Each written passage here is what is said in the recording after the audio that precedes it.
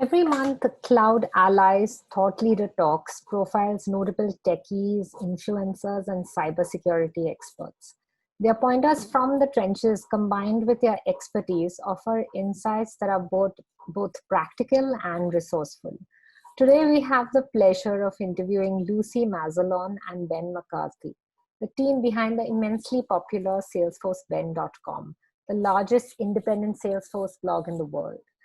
Lucy is a Pardot and 6-time certified Salesforce consultant. She started the Drip in 2016, which later merged with Salesforcebend.com. Ben, a Salesforce MVP, has been smitten by Salesforce right from university. He has held various roles working for ISVs and is the co-founder and chief revenue officer at Nimble. Welcome, Lucy and Ben. We're excited to have you on board and look forward to hearing some great Salesforce insights. Thank you very much. Good to be here.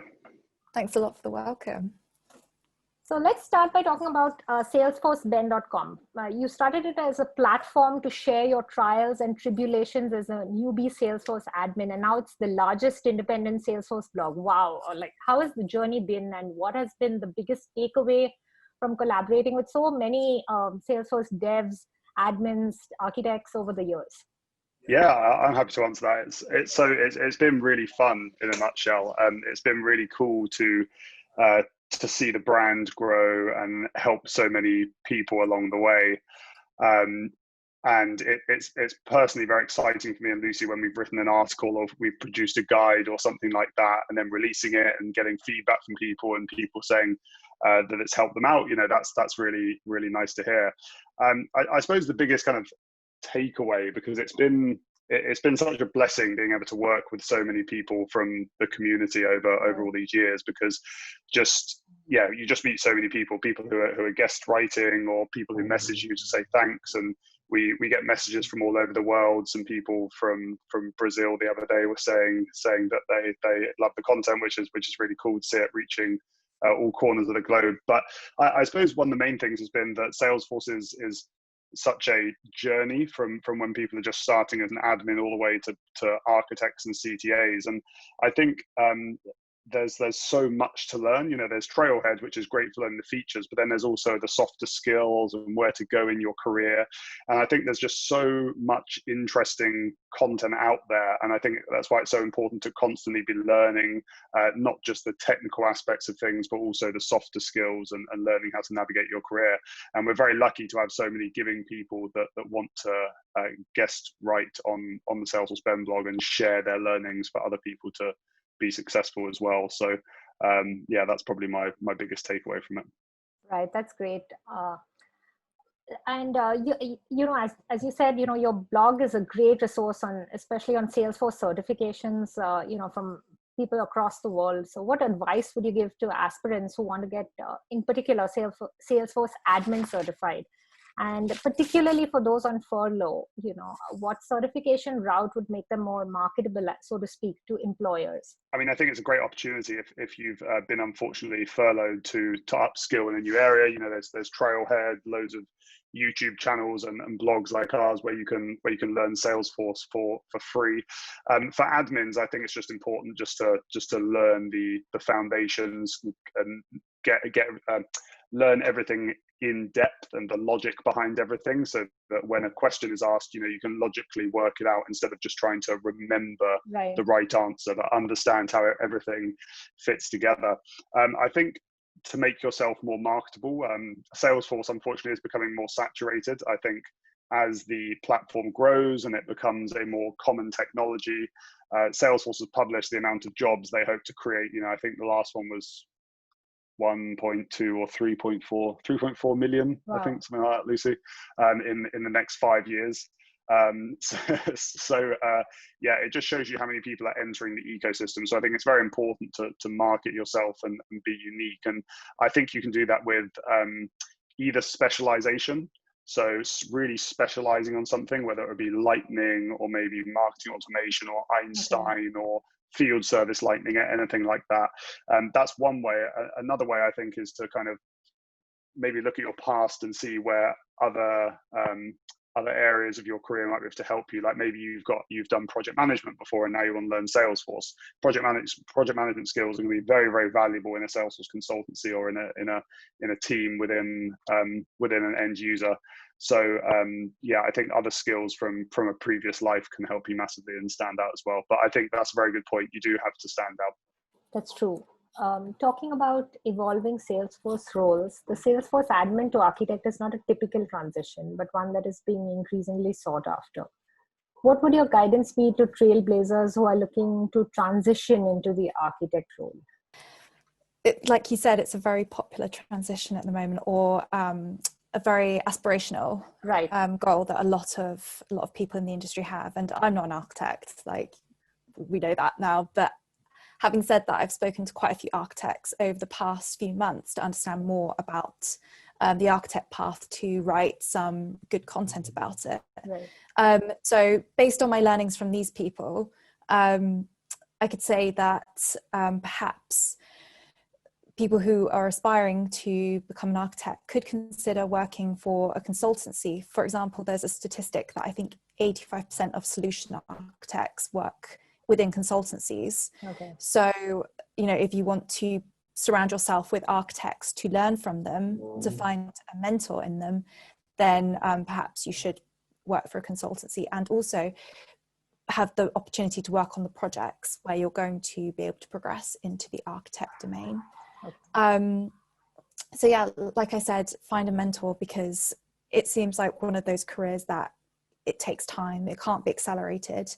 And there's also a new conversation around solution architects. Right. So there's been some learning paths that were released a couple of months ago, and I'm sure we're going to hear a lot more about the solution architect learning pathways, and that becoming a highly popular role in the future. Okay, thanks, Lucy. And Lucy, so Pardot is your sweet spot. What pointers would you give to someone aspiring to take the Pardot specialist certification? Is there any study guide that you recommend? This is a very popular certification now. It's just Pardot in the past few years is becoming wildly popular, just because it is a choice, such a go-to choice for people who have Salesforce and are looking for marketing automation. So I think it was last year actually that they've released a Trailhead, a trail mix for the Pardot specialist certification. So I highly recommend you check that out. And also it will be up to date with Pardot Lightning. So Pardot Lightning was released last year, and that's now been reflected in the exam questions. So it's just always good to be aware of looking for the Pardot Lightning questions that incorporate that as well. Okay. As aside from that, I think reading around the subjects as well, because the questions in the exam have become a lot more scenario based in the last few years. So just reading around that and really understanding, joining a user group, a Pardot specific user group, to understand the thinking behind why someone chooses a certain solution, and like steps to go troubleshooting. Because at the end of the day, if you're serious about learning Pardot, it doesn't stop with the certification. So that's true. Yeah, that's how you're going to progress and become a good Pardot administrator. What best practices would you recommend in general for Salesforce backup and recovery?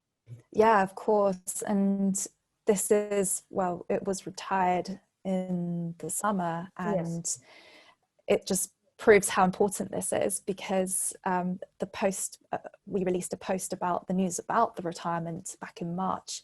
And I think that was one of, if not the biggest post of this year, in terms of our blog performance and blog views. So that's just saying something about A, the urgency that people felt, and B, I guess, like people just being generally unaware, this misconception that Salesforce is always backing up your data. Right. And you need to be aware of who's responsible and when. Right.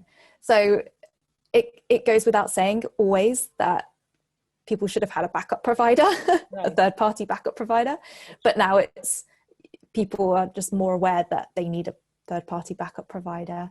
And there's, when you're evaluating options, there's lots of questions you can ask as well. And it's not only how easy is it to back up data, it should be how easy is it to restore data as well, which I think is the toughest part to nail down. If you think about all of the different configurations that people are doing day to day in an org, it's not as simple as just re-importing data. There's so many things that need to be considered. As our final question, with the economic fallout of the pandemic, it has been rough on everyone, on organizations and individuals. The IMF calls it the worst recession since the Great Depression. What are your predictions as to how it will impact, the global supply and demand for Salesforce professionals?